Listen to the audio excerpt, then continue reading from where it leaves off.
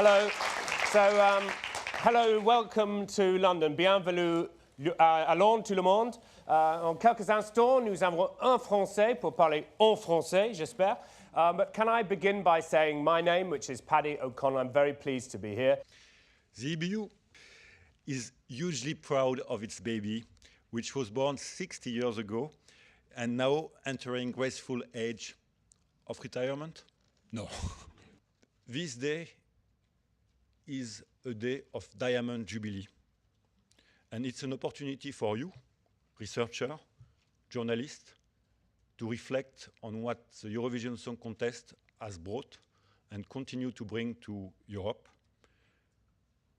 to give the right place to this event in our common history, which is the history of reconciliation of people and the rebirth of European identity.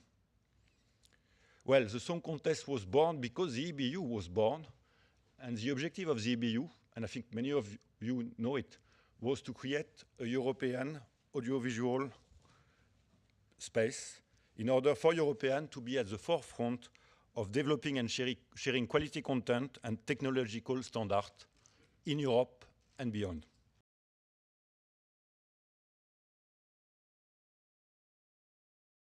The first and most important lesson that Eurovision taught me, that Europe is not a static entity nor a static geographical location. Europe's borders are arbitrary.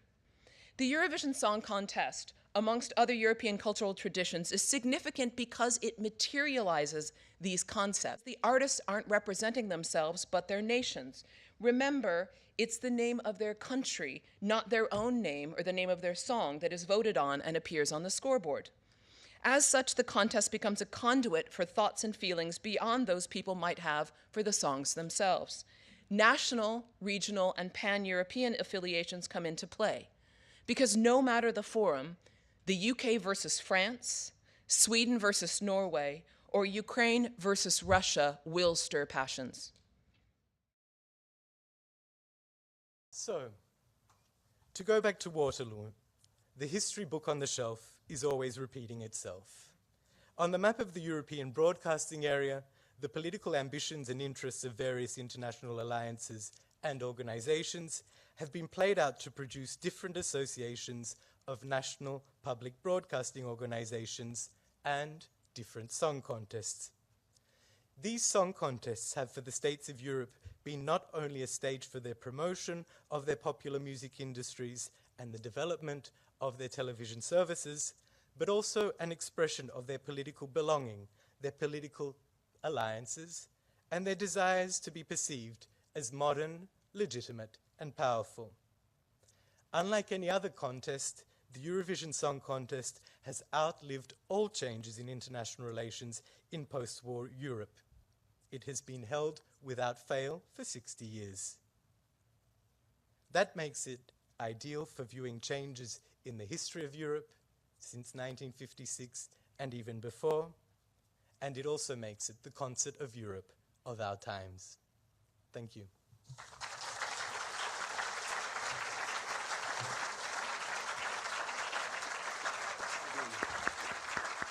Thank you very much. In much of the same way as the World's Fairs or the Expos were used as a way of promoting countries, I would argue that Eurovision has been used in the same way. I'm going to present my first case study. Estonia is quite an interesting one, given it was the first post-communist country to win Eurovision, and it was also had Dave Benton, who was the contest's first and today only black performer to have ever won.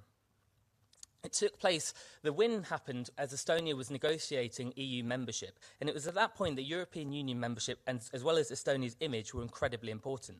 Throughout the 90s, Estonia in particular set about on a course to prove its so-called European credentials, and that was evidenced by various political speeches throughout the time. The day after Estonia won the contest in 2001, the victory was seized upon by the Prime Minister Mart Laar as he awaited the jubilant team back, and he was waiting to welcome them back to Tallinn.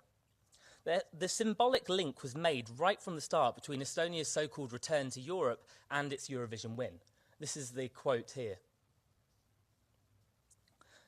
So I would argue that whilst Eurovision isn't meant to be political, and that you could argue that that is a highly competent piece of PR by a savvy politician, it still represented a major breakthrough for Estonia on that world stage.